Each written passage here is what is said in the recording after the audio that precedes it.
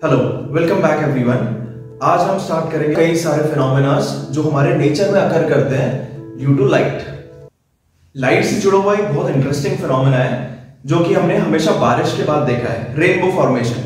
तो rainbow formation क्यों होता है, कैसे होता है और इसको कैसे लैब में रेप्लिकेट किया जा सकता है वो समझ लेते हैं। लैब में इसे रेप्लिकेट करने के लिए हम ग्लास प्रिज्म का यूज करते हैं। प्रिज्म एक ऐसा ग्लास स्लैब है जो ट्रायंगुलर शेप का होता है और जब व्हाइट लाइट इससे पास होती है तो रिफ्रैक्शन के बाद जो बाहर निकलती है लाइट वो 7 अलग अलग कंपोनेंट्स में डिवाइड हो जाती है। तो मतलब एक व्हाइट लाइट 7 अलग अलग रंगों से मिलकर बनी होती है। इसको आप कई एक्सपेरिमेंट्स के थ्रू भी प्रूव कर सकते हैं। अगर आप इन 7 रंगों को, जो कि violet, indigo, blue, green, yellow, orange, red है, इनको एक डिस्क पे बनाएं, इस डिस्क को एक ड्रिल मशीन के आगे लगा दें और इसको फास्ट रोटेट कराएं, तो आपको शीट व्हाइट ही दिखेगी एक स्पीड आने के बाद।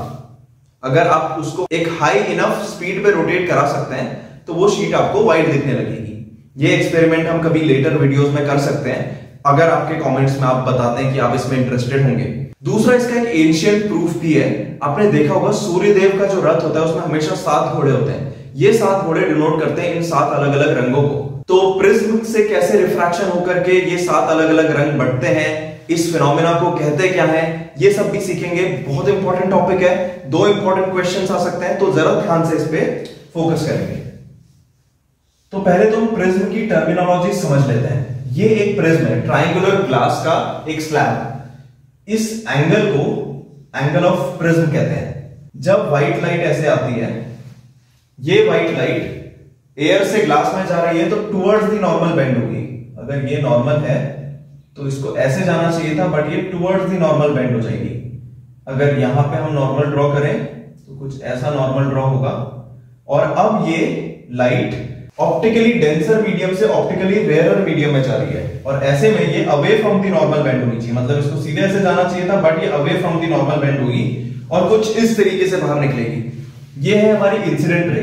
तो इंसिडेंट रे जो नॉर्मल के साथ एंगल बनाती है इज एंगल ऑफ इंसिडेंस। ये है हमारी रिफ्रैक्टेड रे। रिफ्रैक्टेड रे जो नॉर्मल के साथ एंगल बनाती है इज एंगल ऑफ रिफ्रैक्शन। इसको कहते हैं इमर्जेंट रे।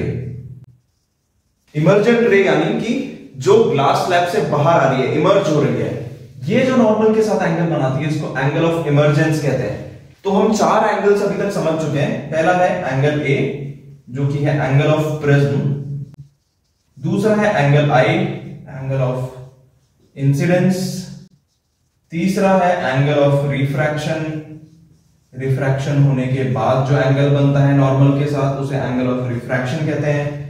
चौथा है angle of emergence. Angle of emergence मतलब जो इमर्जेंट रे नॉर्मल के साथ बनाती है वो वाला एंगल। एक और 5वां इसमें एंगल होता है जिसे हम टी से डिनोट करते हैं। इसे कहते हैं angle of deviation. Angle of deviation. Deviation मतलब कितना अपने रास्ते से भटका है, कितना डेविएट हो चुका है। तो ये इसका एक्चुअल रास्ता था। जो इंसिडेंट रे थी अगर ये सीधे प्रोड्यूस कर दी जाती तो ये इसका एक्चुअल रास्ता होना चाहिए था, बट ये भटक के कहां चले गया। तो इन दोनों रेस के बीच के एंगल को एंगल ऑफ डेविएशन कहते हैं। इसे क्लियरली एक और बार देख लेते हैं। अगर ये प्रिज्म है, ये इंसिडेंट रे है, रिफ्रैक्शन, फिर से रिफ्रैक्शन, ये इमर्जेंट रे। तो इंसिडेंट रे यहां कहीं जानी चाहिए थी, इमर्जेंट रे यहां कहीं से आ रही है, तो इन दोनों के बीच के एंगल को एंगल ऑफ डेविएशन कहते हैं। आई होप ये सारे एंगल्स आपको क्लियर होंगे। तो ये जो इमर्जेंट रे होती है ये सिंगल व्हाइट लाइट नहीं होती है। यहां पे हमें मिलते हैं अलग अलग 7 कलर्स कुछ इस तरीके से। सबसे नीचे जिसमें कि वॉयलेट होता है, फिर इंडिगो, फिर ब्लू, फिर ग्रीन, फिर येलो, ऑरेंज और सबसे ऊपर रेड। अब ये होता क्यों है सिर्फ शॉर्ट में समझने की कोशिश करते हैं। तो अलग अलग लाइट के जो कलर्स होते हैं इनकी अलग अलग मटेरियल में स्पीड डिफरेंट होती है, इनकी वेवलेंथ भी डिफरेंट होती है, इसी की वजह से स्पीड डिफरेंट होती है। रेड कलर की वेवलेंथ हाईएस्ट होती है, सबसे बड़ी वेव फॉर्म होती है, इस तरीके से होती है। ऑरेंज की इससे थोड़ी छोटी होती है, ग्रीन की इससे थोड़ी और छोटी होती है, एंड फाइनली वॉयलेट की बहुत छोटी होती है। सबसे ज्यादा छोटी वॉयलेट की होती है वेवलेंथ। तो जितनी बड़ी वेवलेंथ होती है उसकी स्पीड उतनी ही कम हो जाती है। तो क्योंकि इसकी स्पीड कम होती है इसलिए ये कम रास्ता ट्रेवल करके सीधे बाहर आ जाती है और इसलिए सबसे ज्यादा कम बेंड होती है। जिसकी स्पीड काफी हाई होती है वो सबसे ज्यादा बेंड होती है, मतलब वॉयलेट सबसे ज्यादा बेंड होती है। इसीलिए हमें ये 7 अलग अलग कलर दिखते हैं जब एक प्रिज्म के थ्रू पास होते हैं। इसी फिनोमेना को डिस्पर्जन कहते हैं। So dispersion is the phenomena by which a white light scatters into the 7 components. एक ऐसा फिनोमेना जिसकी वजह से व्हाइट लाइट 7 अलग अलग कंपोनेंट्स में स्कैटर हो जाती है या डिवाइड हो जाती है, उसी को डिस्पर्जन कहते हैं। और इस पूरे को स्पेक्ट्रम कहते हैं।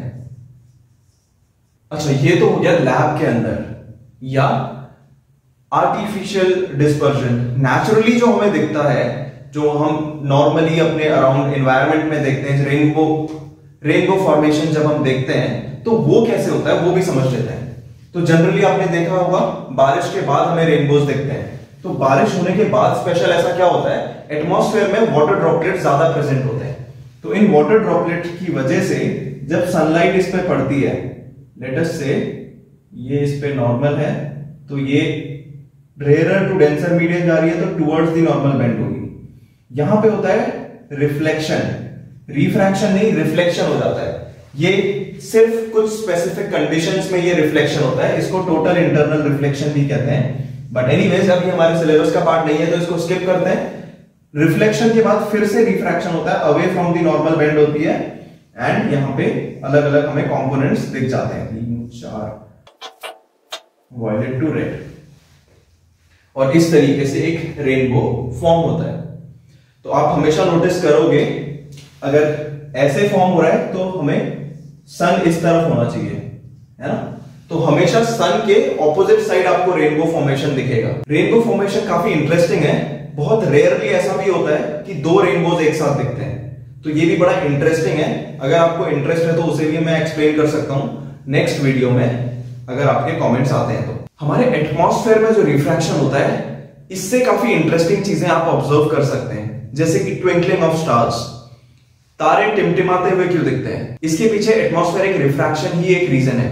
एटमॉस्फेरिक रिफ्रैक्शन होता क्या है, हमारा एटमॉस्फेयर है जिसकी डेंसिटी अलग अलग होती है अलग अलग लेयर्स में। ये तो आप सबको पता है, सबसे नीचे वाली लेयर सबसे ज्यादा डेंस होती है और जैसे जैसे हम ऊपर जाते हैं तो एयर की डेंसिटी कम होने लगती है ना। बट इसके साथ एक और बहुत इंटरेस्टिंग चीज होती है, जब सनलाइट पड़ती है तो अर्थ की सरफेस हीट अप हो जाती है, और ये हीट अप होने की वजह से इसके कांटेक्ट में जो भी एयर आती है वो भी गर्म होती है। और हमें पता है कि गर्म हवा हमेशा ऊपर की तरफ जाती है, तो जब ये हवा ऊपर की तरफ जाती है और इसकी जगह ठंडी हवा आ जाती है, इसको कहते हैं कन्वेक्शनल करंट। तो कन्वेक्शनल करंट क्या होता है कि हवा कुछ ऊपर जा रही है कुछ नीचे जा रही है, मतलब लगातार डेंसिटी में कुछ ना कुछ फ्लक्चुएशन आ रहा है, थोड़ा बहुत चेंज आ रहा है, और इस थोड़े बहुत चेंज की वजह से रिफ्रैक्टिव इंडेक्स में चेंज आता है। रिफ्रैक्टिव इंडेक्स में चेंज आता है तो रिफ्रैक्टेड रे में चेंज आता है। और होता क्या है, जो एक स्टार से लाइट आ रही थी, एक स्टार से जो लाइट आ रही थी एटमॉस्फेयर में, ये रिफ्रैक्ट हो रही थी, तो क्योंकि डेंसिटी लगातार बढ़ रही है तो ये टुवर्ड्स द नॉर्मल बेंड होती जा रही होगी, ऐसे बेंड होगी, और यहां किसी अगर कोई ऑब्जर्व कर रहा है तो उसकी आई पे पड़ेगी। अब यहां पे थोड़ा सा भी अगर चेंज आया कन्वेक्शनल करंट की वजह से, और ये लेटेस्ट से रिफ्रैक्ट होके यहां आ गई या इस तरफ चली गई, तो जो आंख में पड़ने वाली इंटेंसिटी ऑफ लाइट है वो थोड़ी देर के लिए स्विच हो गई। तो जैसे ही जब तक यहां पड़ रही थी तो हमें स्टार ब्राइट दिख रहा था, जैसे ही थोड़ा सा इधर या उधर हुई तो वो स्टार की ब्राइटनेस थोड़ी सी कम हो गई। इसीलिए हमें लगता है कि स्टार ट्विंकल करते हैं। और एक बार मैंने कहीं पढ़ा था कि बड़ी इंटरेस्टिंग चीज है, आप स्टार्स और प्लैनेट्स के बीच में डिफरेंस भी पता लगा सकते हैं। स्टार्स हमें ट्विंकल करते हुए दिखते हैं और दूसरी तरफ प्लैनेट्स हमें ट्विंकल करते हुए नहीं दिखते, क्योंकि प्लैनेट्स की डिस्टेंस स्टार्स के कंपैरिजन में काफी नजदीक होती है।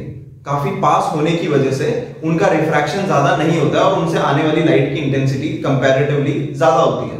एटमॉस्फेरिक रिफ्रैक्शन से जुड़ा एक और इंटरेस्टिंग फिनोमेना है जिसको कहते हैं एडवांस्ड सनराइज और डिलेड सनसेट। मतलब एक्चुअल सनराइज से कुछ समय पहले ही हमें सन दिखने लगता है, इसको हम कहते हैं एडवांस्ड सनराइज। और सिमिलरली सनसेट के समय सन एक्चुअली सेट होने के बाद तक हमें ऊपर दिखता है। इसके पीछे जो रीजन है उसको समझते हैं डायग्राम की हेल्प से। तो let us say this is east, this is west. तो हम अगर ये माने कि यहां अर्थ है और यहां से कोई ऑब्जर्व कर रहा है, तो जब सन यहां पे कहीं पे होता है तो इसकी रे ऐसे कहीं जा रही होती है और ये अर्थ का एटमॉस्फेयर में जैसे ये रे आती है तो डेंसिटी बढ़ती रहती है और ये टुवर्ड्स द नॉर्मल बेंड होती रहती है। तो टुवर्ड्स द नॉर्मल बेंड होने की वजह से आइस पे कुछ इस तरीके से स्ट्राइक करती है। अब हमारी आई लाइट का पूरा पाथ तो ट्रेस नहीं कर सकती है, तो जिस एंगल पे आई पे पड़ गई उसी एंगल पे वो उस इमेज को फॉर्म कर लेती है। मतलब हमें सन यहां पे दिखाई देगा जबकि सन यहां पे है। तो एक्चुअल सनराइज कब होना चाहिए था? जब इस होराइजन से ऊपर आता सन, बट ऐसा नहीं होने के बाद भी हमें ये ऊपर दिखता है, इसी को एडवांस सनराइज कहते हैं। सिमिलरली सनसेट के समय क्या होता है, लेट अस से अब हम इस तरफ ऑब्जर्व कर रहे हैं और सन जा चुका है इधर और ये अर्थ का एटमॉस्फेयर, सन की लाइट या रे जब इस पे पड़ती है तो धीरे धीरे रिफ्रैक्शन होते होते होते होते ये टुवर्ड्स द नॉर्मल बेंड होते होते कुछ इस तरीके से पड़ती है और जिस एंगल पे ये आइस पे पड़ गई उसी एंगल पे ये इमेज फॉर्म होती है और मतलब हमें सन ऊपर दिखने लगता है। आई होप अभी तक आपको सब समझ में आ रहा है, चीजें क्लियर हैं। चलिए बढ़ते हैं नेक्स्ट टॉपिक पे जिसे कहते हैं स्कैटरिंग ऑफ लाइट या टिंडल इफेक्ट। ये आपने कहीं ना कहीं ऑब्जर्व करा होगा, कई बार जंगलों की इमेजेस अगर आपने देखी हो तो उसमें पत्तों के बीच से ऐसे धूप आते हुए दिखती है और कोई यूं एक कोन लाइक स्ट्रक्चर फॉर्म कर रही होती है। या कई बार अंधेरे कमरे में अगर कोई एग्जॉस्ट के लिए रास्ता बनाए या कोई वेंटिलेशन के लिए रास्ता बनाए तो वहां से जब सनलाइट आती है तो रूम के अंदर कुछ इस तरीके से फैलती हुई दिखती है। इसी को स्कैटरिंग ऑफ लाइट कहते हैं। एटमॉस्फेयर में जो छोटे छोटे पार्टिकल्स प्रेजेंट होते हैं उनसे जब सनलाइट टकराती है तो अपने रास्ते से थोड़ा सा ज्यादा स्कैटर कर जाती है। पैरेलली जो उसे जाना चाहिए था उन छोटे पार्टिकल्स की वजह से ज्यादा स्कैटर कर जाती है और उन पार्टिकल्स पे टकराने की वजह से वो पार्टिकल्स भी शाइन करने लगते हैं और हमें वो उसका रास्ता क्लियर दिखने लगता है। इसी को टिंडल इफेक्ट भी कहते हैं। इसका एक और बहुत बड़ा एग्जांपल आपने ये भी देखा होगा कि हमें स्काई ब्लू दिखाई देता है। तो स्काई हमें ब्लू क्यों दिखता है? क्या ऊपर कोई ऐसा ब्लू कलर की चीज है? ऐसा नहीं होता है। तो व्हाइट लाइट जब स्कैटर करती है तो सबसे ज्यादा स्कैटर करने वाली लाइट होती है ब्लू लाइट, क्योंकि इसकी वेवलेंथ छोटी है और जो पार्टिकल्स जिनकी वजह से ये स्कैटर हो रही है वो भी काफी छोटे हैं, तो सबसे ज्यादा स्कैटर होती है ब्लू लाइट। ब्लू लाइट सबसे ज्यादा स्कैटर होने की वजह से ही स्काई हमें ब्लू दिखाई देता है। तो इस पे बेस्ड भी क्वेश्चंस आ सकते हैं। तो बहुत इंपॉर्टेंट टॉपिक है, why does the sky appear blue? So sky appears blue because the blue colour of sunlight is the most scattered colour as the particles present in the atmosphere are comparable in size to the wavelength of the blue color।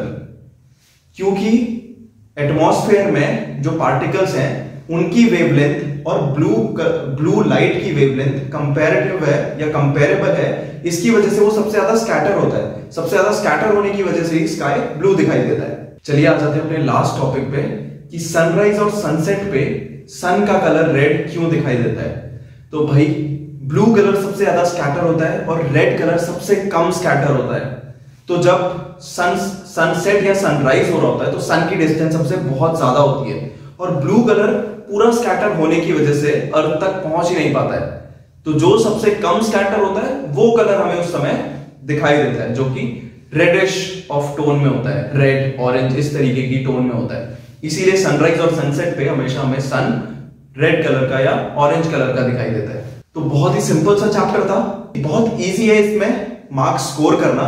So I would really suggest कि आप लोग जो भी आज पढ़ाया गया उसे ध्यान से पढ़ें, ध्यान से रिवाइज करें, इंपॉर्टेंट नोट्स बनाएं। क्वेश्चन सब इसी के अंदर से आने वाले हैं। So all the best everyone, thank you.